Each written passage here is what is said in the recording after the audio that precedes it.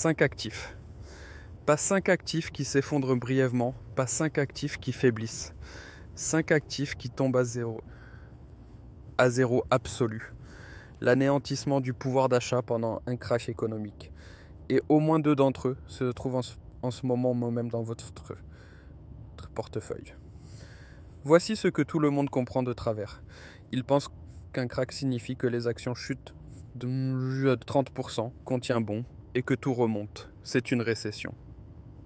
C'est un mauvais trimestre. Ce dont je parle est un véritable crack. Le genre de crack qui réécrit les règles de l'argent du jour au lendemain. L'Argentine en 2001, la Grèce en 2010, le Liban en 2019, Weimar en 1923.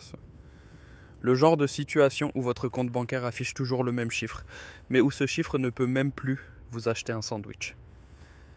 La plupart des conseils financiers vous suggèrent de diversifier à travers les classes d'actifs et de laisser passer la tempête.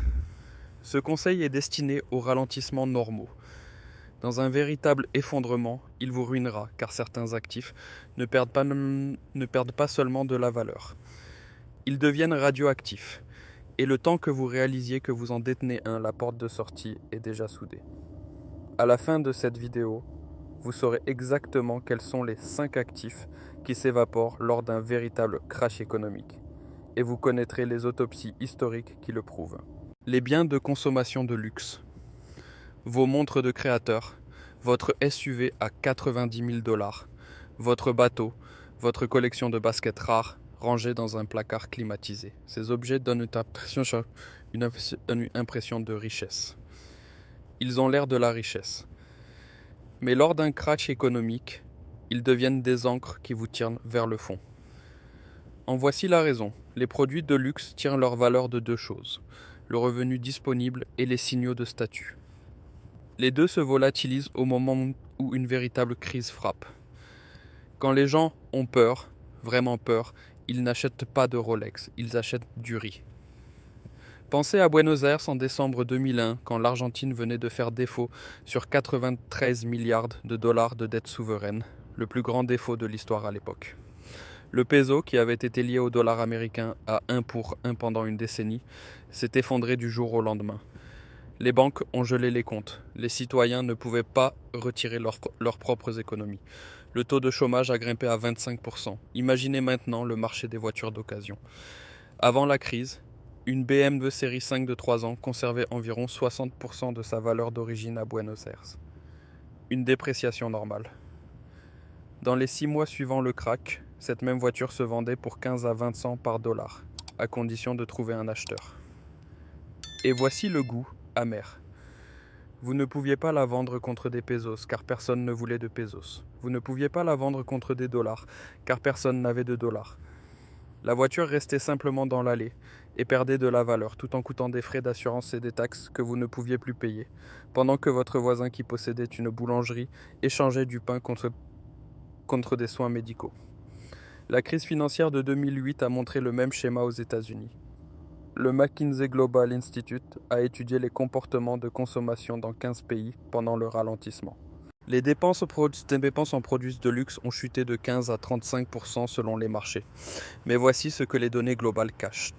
Le marché de la revente a chuté encore plus lourdement. Les montres haut de gamme ont perdu 40 à 60% de leur valeur sur le marché secondaire en 18 mois. Les véhicules de luxe se sont dépréciés 2 fois plus vite que d'habitude. Les bateaux étaient pratiquement invendables. Des exploitants de marina dans toute la Floride ont signalé des navires abandonnés parce que les propriétaires ne pouvaient plus payer les frais d'amarrage et ne trouvaient pas d'acheteurs, quel que soit le prix.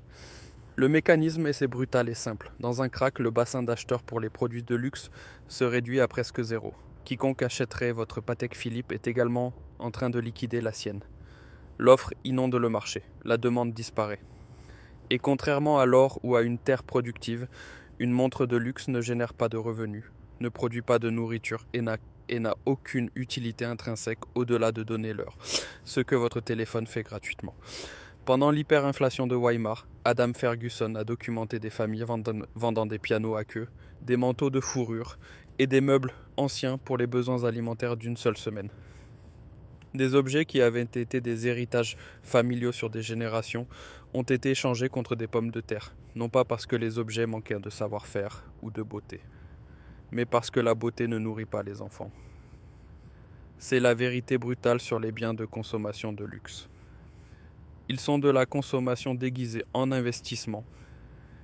Et dans un crack, le déguisement tombe. Les obligations d'État. Le fondement des portefeuilles conservateurs, l'actif dans lequel votre fonds de pension est actuellement surpondéré. La chose que votre conseiller financier appelle l'actif sans risque. Voici le problème. L'actif sans risque n'existe pas. Le terme est un slogan marketing inventé par une industrie qui profite de votre confiance. Une obligation d'État est un prêt que vous accordez à l'État. Vous donnez 1 000 $ à l'État aujourd'hui et il promet de vous rembourser 1 000 $ plus les intérêts sur 10, 20 ou 30 ans. Cela semble sûr. Mais le remboursement se fait dans la propre monnaie de l'État. Et si cette monnaie perd son pouvoir d'achat à cause de l'inflation, de la dévaluation ou d'un effondrement total, votre obligation sécurisée devient un reçu pour du papier sans valeur. Laissez-moi vous montrer comment cela se passe en pratique. La Grèce 2012. Les obligations d'État grec ont subi ce qu'on appelle une restructuration. En réalité, c'était une décote forcée. Les détenteurs d'obligations privées, les fonds de pension, les retraités et les petits investisseurs ont perdu du jour au lendemain 53,5% de la valeur nominale de leurs obligations. Pas progressivement, pas sur des décennies. Une seule annonce a anéanti plus de la moitié de leur investissement. Les citoyens grecs, à qui l'on avait dit toute leur vie que les obligations d'État étaient l'endroit le plus sûr pour leur patrimoine, ont dû regarder leur épargne retraite être divisée par 2 par décret. Mais la Grèce était une restructuration formelle. La méthode la plus courante et la plus insidieuse est le défaut silencieux. C'est ce qui s'est passé aux États-Unis après la Seconde Guerre mondiale et ce qui se passe à nouveau silencieusement en ce moment. Après 1945, la dette américaine par rapport au PIB a atteint 119%. Le gouvernement n'a pas arrêté les paiements. Il n'a pas augmenté les impôts suffisamment pour rembourser la dette. Au lieu de cela, il a maintenu les taux d'intérêt en dessous du taux d'inflation pendant plus d'une décennie. Si vous aviez acheté une obligation d'État à 10 ans en 1945 avec un rendement de 2,5% et que l'inflation était en moyenne de 6% par an, vous perdiez 3,5% de votre pouvoir d'achat chaque année. Après une décennie, votre obligation sûre avait perdu environ un tiers de sa valeur réelle. L'État vous a remboursé chaque centime dû. Seulement, cet argent ne pouvait plus acheter ce qu'il achetait auparavant. C'est la répression financière, et c'est le scénario standard pour chaque gouvernement endetté de l'histoire. L'effondrement des obligations en Argentine en 2001 a anéanti 22 milliards de patrimoine des créanciers obligataires. Le défaut de la Russie, en 1998, a effacé tout le marché obligataire domestique du pays en une seule semaine. Les obligations du Venezuela sont devenues sans valeur quand le bolivar s'est désintégré. Dans chaque cas, les personnes qui détenaient de la dette publique sûre ont été les premières victimes. Voici le schéma. Les gouvernements émettent des obligations pour financer des dépenses qu'ils ne peuvent pas se permettre par l'impôt. Quand la dette devient insupportable, ils ont 3 options. Un défaut explicite, une restructuration de la dette ou gonfler la monnaie pour que la dette diminue en valeur réelle. Les 3 options détruisent le détenteur d'obligations. La seule question est la vitesse, rapide et visible, ou lente et invisible. Les obligations à long terme sont particulièrement mortelles parce qu'elles vous emprisonnent. Si vous détenez une obligation à 30 ans et que l'inflation explose, vous êtes piégé. Vous recevez des paiements fixes dans une monnaie qui achète moins chaque mois. Vous pouvez vendre l'obligation sur le marché secondaire, mais son prix s'est déjà effondré parce que personne ne veut acheter un instrument à taux fixe dans un environnement inflationniste. L'actif sans risque est un piège. Il est sans risque pour l'État. Pour vous, c'est une machine à extraire le patrimoine au ralenti. Le cash. Ce qu'il y a sur votre compte d'épargne, ce qu'il y a sous votre matelas, la chose dont vos grands-parents disaient qu'il fallait toujours en avoir assez. Le cash est roi, jusqu'à ce que le royaume s'effondre. Dans une économie normale, il est prudent de détenir du cash. Cela vous donne des liquidités. Cela vous donne des options. Mais dans un véritable krach économique qui implique une dévaluation monétaire ou une hyperinflation, le cash ne se contente pas de mal performer, il s'évapore. Beyrouth, octobre 2019.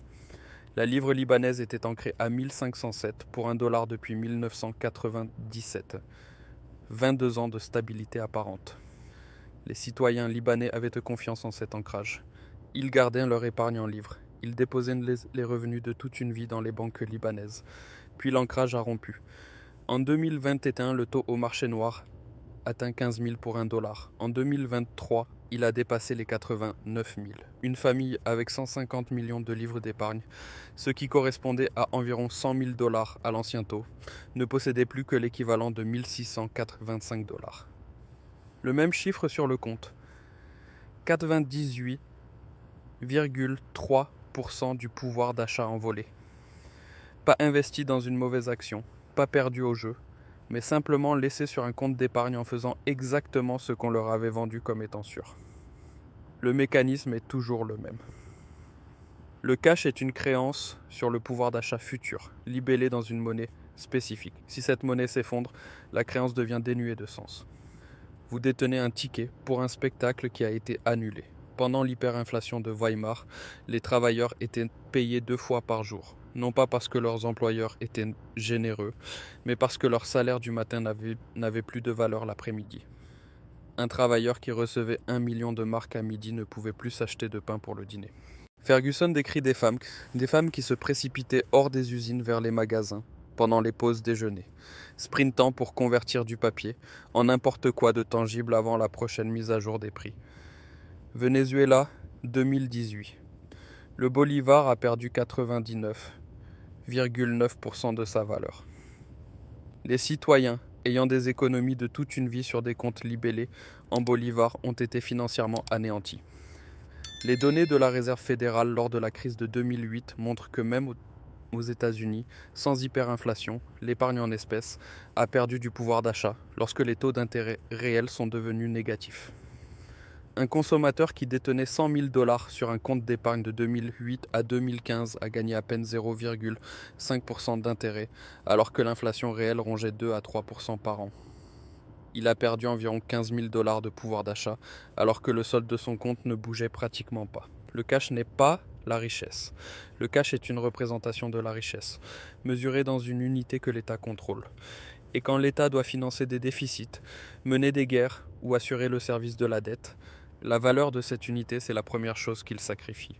Les actions de croissance spéculative, pas toutes les actions. Laissez-moi être précis. Les actions productives des entreprises, avec des revenus réels, des exportations réelles, des actifs réels, peuvent survivre à un crack et même y prospérer. Mais il existe une catégorie d'actions qui se fait absolument massacrer. Et c'est la catégorie qui a dominé les portefeuilles de 2020 à 2022. Les actions de croissance spéculative des entreprises sans bénéfices, sans dividendes, sans actifs tangibles et avec des modèles économiques qui dépendent entièrement du capital bon marché et de prévisions optimistes. Ces actions ne font pas que chuter pendant un crack, elles vont à zéro. Pendant la crise financière de 2008, les données du BLS montrent que plus de 400 entreprises cotées aux États-Unis ont fait faillite. Pas 400 petites firmes inconnues, mais de grands noms. Washington Mutual, la plus grande faillite bancaire de l'histoire des États-Unis. Lehman Brothers, 691 milliards de dollars d'actifs disparus. General Motors a eu besoin d'un plan de sauvetage du gouvernement pour éviter une liquidation totale. Les actionnaires de ces 3 entités ont été complètement expropriés. Mais 2008 était une crise du crédit. Dans une crise monétaire, la destruction est encore plus ciblée. Pendant l'effondrement argentin de 2001, la bourse de Buenos Aires a perdu plus de 60% de sa valeur en dollars en quelques mois. Des entreprises qui avaient été les chouchous des investisseurs des marchés émergents, entreprises de télécommunications, start-up technologiques, marques de consommation, ont vu le cours de leurs actions s'effondrer, non pas parce que leurs activités échouaient, mais parce que leurs revenus étaient libellés dans une monnaie qui ne fonctionnait plus. Le marché boursier grec a chuté de 92% entre son sommet de 2007 et son point bas de 2012. 22%. Un investisseur qui détenait 100 000 € d'actions grecques en 2007 n'avait plus que 8 000 € 5 ans plus tard. Et c'étaient là les survivants. Des dizaines d'entreprises grecques ont été totalement retirées de la cote. Leurs actions ne valaient littéralement plus rien. Voici le mécanisme. Les actions spéculatives sont valorisées sur la base de bénéfices futurs qui n'existent pas encore. Dans un crack, le taux d'actualisation explose, ce qui signifie que la valeur actuelle de ces bénéfices futurs hypothétiques s'effondre. En même temps, l'accès au capital bon marché disparaît. Des entreprises qui brûlaient du cash en attendant de devenir rentables et ne peuvent soudainement plus lever de nouveaux fonds. Elles meurent. La leçon de chaque économie en crise, Grèce, Argentine, Venezuela, même les décennies perdues du Japon, est identique. Les entreprises sans bénéfices réels, sans flux de trésorerie réel et sans capacité productive réelle sont les premières à être détruites. Ce sont des châteaux bâtis sur des nuages. Quand la météo change, il n'y a plus rien dessous. L'immobilier a effet de levier. Pas l'immobilier en soi. L'immobilier productif, non grevé de dettes, dans un cadre juridique stable, peut être une réserve de valeur extraordinaire. Mais l'immobilier à effet de levier, des biens achetés avec une dette élevée dans un marché qui subit un effondrement économique, est une machine à détruire la richesse. Voici pourquoi, lorsque vous achetez une maison avec une hypothèque, la maison ne vous appartient pas. La banque possède la maison. Ce qui vous appartient, c'est l'équité, la différence entre la valeur marchande du bien et ce que vous devez. Dans un marché normal, cette équité augmente à mesure que vous remboursez le prêt et que la valeur des biens augmente. Mais dans un crack, les deux mécanismes s'inversent simultanément. La valeur des biens chute, votre équité fond, mais pas votre mensualité hypothécaire. Vous devez le même montant à la banque, quelle que soit la valeur de la maison. Si le bien tombe en dessous de ce que vous devez, vous êtes sous l'eau. Vous devez plus que ce que vous possédez. Votre actif a une valeur négative. Aux États-Unis, les prix des logements ont chuté en moyenne de 33% au niveau national entre 2008 et 2012. Sur certains marchés comme Las Vegas, Phoenix ou certaines parties de la Floride, la baisse a dépassé les 60%. Plus de 10 millions d'Américains se sont retrouvés sous l'eau avec leur hypothèque. Entre 2007 et 2010, environ 3,8 millions de procédures de saisie ont été lancées. Des familles à qui l'on avait dit que leur maison était leur plus grand investissement ont dû la regarder devenir leur plus grand fardeau. Mais voici le détail que les données sur les dépenses de consommation du Bureau of Labor Statistics révèlent en ce moment.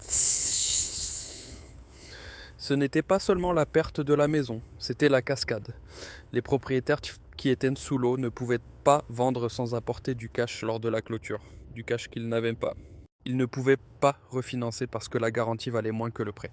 Ils étaient piégés, effectuant des paiements pour un actif qui perdait de la valeur, alors que leurs revenus diminuaient parce que l'économie se contractait. Beaucoup ont cessé tout paiement, ruinant ainsi leur solvabilité pour une décennie. En Grèce, la valeur des biens immobiliers a chuté de 45% entre 2008 et 2017. Les revenus de la taxe foncière se sont effondrés. Le gouvernement a donc augmenté les impôts fonciers pour compenser, mettant ainsi sous pression des propriétaires qui perdaient déjà de l'argent avec leurs investissements. Des citoyens qui avaient se contracté des emprunts pour acheter des appartements à Athènes ont dû payer des impôts plus élevés sur des biens qui ne valaient plus que la moitié de ce qu'ils avaient payé, avec des locataires qui ne pouvaient plus payer le loyer dans une économie en plein effondrement. La crise espagnole a été encore plus violente. Entre 2007 et 2013, les prix de l'immobilier espagnol ont chuté de 37%. Plus de 500 000 familles ont perdu leur logement par saisie. Selon la loi espagnole de l'époque, la perte du logement n'éliminait pas la dette. On devait toujours la différence à la banque. Des gens se retrouvaient sans abri et endettés pour des biens qu'ils ne possédaient plus. Le mécanisme, c'est l'effet de levier. Un levier amplifie les gains à la hausse et amplifie la destruction à la baisse. Une baisse de 20% sur un bien que vous avez acheté avec 10% d'apport ne signifie pas que vous avez perdu 20%. Cela signifie que vous avez perdu 200% de votre capital. Ce n'êtes pas seulement fauché, vous êtes dans le rouge. Les terres productives et libres de dettes, en particulier les terres agricoles, ont survécu à chaque effondrement économique de l'histoire documentée. Mais l'immobilier résidentiel ou commercial, avec effet de levier dans un marché qui s'effondre, a détruit plus de richesses de la classe moyenne que presque n'importe quelle autre classe d'actifs dans l'histoire moderne. Ainsi, récapitulons. 5 actifs qui perdent tout dans un véritable crack. Premièrement, les biens de consommation de luxe, de la consommation masquée en investissement, sans acheteur quand la peur frappe. Deuxièmement, les obligations d'État à long terme en monnaie locale. L'actif sans risque sacrifié, en premier quand l'État doit survivre. Troisièmement, le cash et l'épargne assimilée, un ticket pour un spectacle que l'État peut annuler à tout moment. Quatrièmement, les actions de croissance spéculative sans bénéfice, des châteaux de nuages qui tombent les premiers et se relèvent les derniers, s'ils se relèvent. Cinquièmement, l'immobilier à effet de levier, le destructeur de richesse de la classe moyenne, qui transforme votre plus grand actif en votre plus grand fardeau dès que le marché se retourne. Chacun de ces actifs semble sûr en période faste. C'est le piège. La sécurité est une fonction de l'environnement, pas de l'actif en soi. Un gilet de sauvetage est un équipement de sécurité sur un bateau. Dans le désert, ce n'est que du lest. Maintenant, voici ce que personne ne vous dit. Nous ne sommes pas dans une période normale. La dette mondiale a dépassé les 315 billions de dollars. Les États-Unis portent à eux seuls plus de 38 billions de dollars. Les intérêts de cette dette dépassent désormais les dépenses militaires. Les signaux d'alarme qui ont précédé chaque krach dont nous avons discuté ce soir, de l'Argentine à la Grèce en passant par le Liban, s'allument dans des économies que les gens croient intouchables. La prochaine vidéo analyse les 5 actifs qui ont survécu à chaque krach depuis 1923 et le cadre d'allocation exact utilisé par les survivants. Si vous détenez l'un des 5 actifs que nous venons de voir sans avoir de contrepoids, vous devez regarder cela ensuite. Si cette histoire a changé votre vision de votre portefeuille et des dangers cachés dans votre jardin d'investissement, abonnez-vous et aimez la chaîne. Nous réalisons des autopsies financières pour exhumer l'histoire qu'on a tenté d'enterrer. Semons les graines d'un avenir plus sûr. Le prochain trésor de connaissances sera bientôt ouvert.